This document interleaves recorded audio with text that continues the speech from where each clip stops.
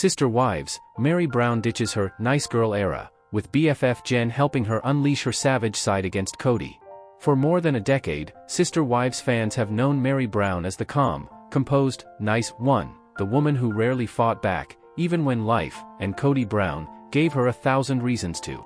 But in 2025, that version of Meri is gone. Meri Brown is now dead, buried, and covered in an eggplant. Yes, you read that right. Meri Brown has officially entered what fans are calling her baddie era.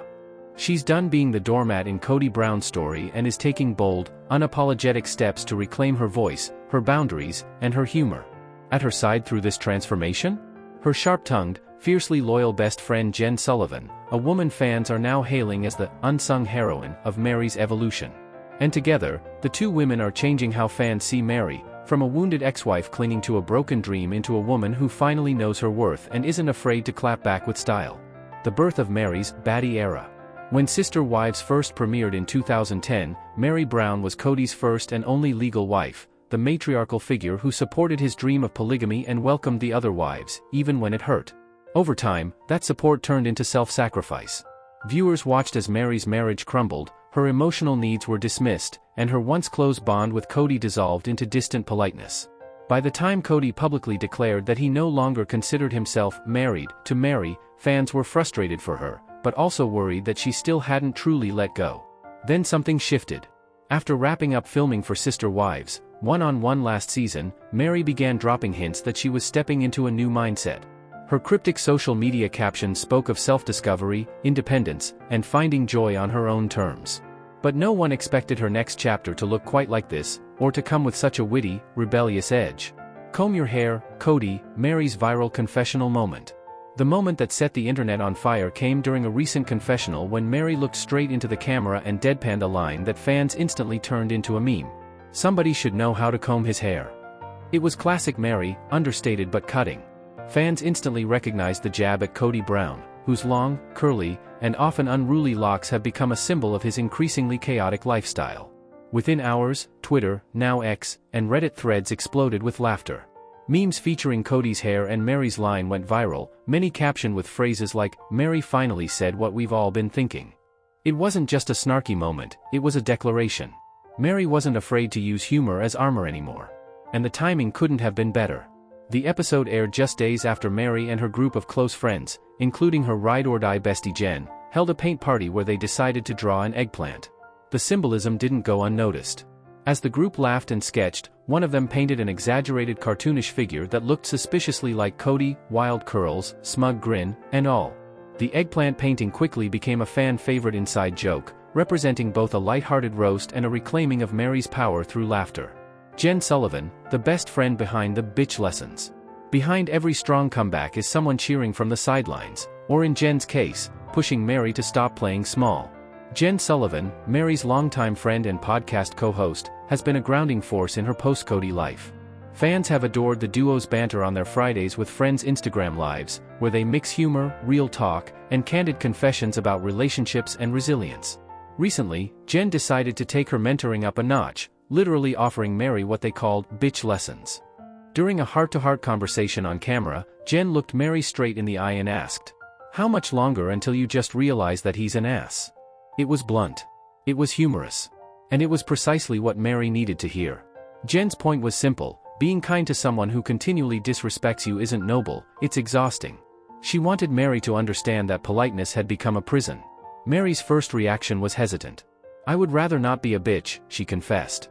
It was an honest reflection of how deeply she'd internalized her nice girl image, the people-pleasing wife who always took the high road. But Jenn wasn't having it. "Then join me on the darker side," she teased, grinning. "You can still be good, just not at your own expense." Fans could practically see the light bulb go off in Meri's mind. Moments later, Jenn had her repeat a new affirmation, one that has since become the rallying cry of Meri's fanbase. "You do not control me." Meri's first attempt was timid. Then Jenn pushed her to say it louder. Finally, Meri shouted, half laughing, half crying, "Get your S*** together." Jenn clapped, laughed, and said, "Now that's the energy." And just like that, the bitch lessons were born, not about cruelty, but confidence. Not about revenge, but release. The Coyote Pass conflict, Meri draws the line. Beneath the humor and empowerment, there's a serious subplot driving Meri's transformation, the unresolved financial drama over the Coyote Pass property. Meri has made it clear that she gave Kody and the family a significant amount of money, and she wants it back. The funds, initially intended for the family's future home projects, became entangled in years of broken promises and shifting dynamics. Now, with her move back to Utah, Meri has decided to set a boundary. She gave Kody 6 weeks to sort things out and return her share, saying she's tired of being strung along. The old Meri might have let it slide or waited indefinitely. But the new Meri, coached by Jenn and backed by a wave of fan support, isn't playing the quiet game anymore. Jenn even role-played with Meri to help her rehearse the confrontation. "You look him in the eye and say, 'You do not control me,'" Jenn instructed. Meri nodded, took a deep breath, and repeated it. It wasn't just practice. It was symbolic, a reprogramming of years of silence. From nice girl to no more excuses. The evolution of Meri Brown has been slow, public, and deeply relatable for millions of women who have watched her story unfold. Her journey mirrors the painful but necessary process of outgrowing old versions of oneself. The nice girl persona that once made her lovable also made her vulnerable, especially in a family dynamic that rewarded compliance over confrontation. Now, Meri's embracing her contradictions. She can be kind and assertive, funny and fierce. Even her wardrobe has shifted. Fans noticed her trading soft pastel sweaters for sharper, more confident looks. Her social media captions drip with self-awareness and sass, often featuring quotes about independence, peace, and letting go of toxic ties. In a recent post, she wrote, "Sometimes peace looks like distance. And occasionally the most loving thing you can do is finally stop explaining yourself." The fans flooded her comments with support. "Go off, Queen. This is the Meri we've been waiting for. Jenn needs a friendship award." Why fans love this new chapter? Reality TV can be cruel, especially to women who are portrayed as weak or submissive. For years, fans of Sister Wives pitted Meri, trapped in a spiritual marriage that gave her little emotional return, trying to maintain dignity while being excluded from the family narrative. Now, the tables have turned. By owning her voice and laughing through her pain, Meri has transformed from a symbol of sadness into one of resilience. Her eggplant painting party might seem silly on the surface, but to fans, it represented a full-circle moment, humor as healing. By turning her ex-husband into a punchline, she's reclaiming power that once was his. Online fan communities have even started tagging her with hashtags like #BaddieMeri, #CombYourHairKody, and #BitchLessons101. It's no longer just about surviving polygamy, it's about redefining what life after it looks like. Kody's silence, and the subtext behind it. Interestingly, Kody Brown hasn't publicly responded to Meri's subtle jabs, at least not directly. But longtime viewers of Sister Wives know that his pride runs deep, and silence often means he's fuming behind the scenes. In previous seasons, Kody's attitude toward Meri oscillated between detached indifference and open resentment. He once admitted that he didn't see a future with her and that their relationship had no spark. Now that Meri has turned that emotional detachment into comedy, fans suspect Kody doesn't quite know how to handle it. One Reddit user joked, "He's probably losing his mind because she's receiving applause for laughing at him." The man who wanted control over everyone's narrative just lost control of hers. It's poetic justice in a way. Meri, once silenced by her spiritual husband, now has a bigger platform than ever. And she's using it to live loudly. A symbol of reinvention. Meri's shift isn't just about revenge or mockery. It's about reinvention. She's rebuilding her life on her terms, one bold step at a time. After selling her home in Flagstaff, she's refocused her energy on her Utah bed and breakfast, Lizzie's Heritage Inn. There, she's curating a space that feels grounded, empowering, and personal, a reflection of her reborn identity. On social media, she often shares moments of joy, hiking in nature, spending time with close friends, hosting motivational retreats, or simply laughing over coffee with Jenn. She's not chasing validation from Kody anymore. She's building something far better, a life where his approval isn't even relevant. This transformation echoes a broader trend among women who've watched Sister Wives for years. Meri's evolution has sparked conversations about boundaries, self-worth, and how long it takes to finally stop trying to fix what was never yours to carry. The psychology of letting go, why this resonates. There's a deeper layer to Meri's story that resonates beyond reality TV drama. Psychologists often talk about learned appeasement, a behavioral pattern where individuals downplay their emotions to avoid conflict or rejection. Meri embodied that for years. She smiled through pain, rationalized mistreatment, and continued showing up for people who wouldn't do the same for her. Now, she's unlearning that conditioning.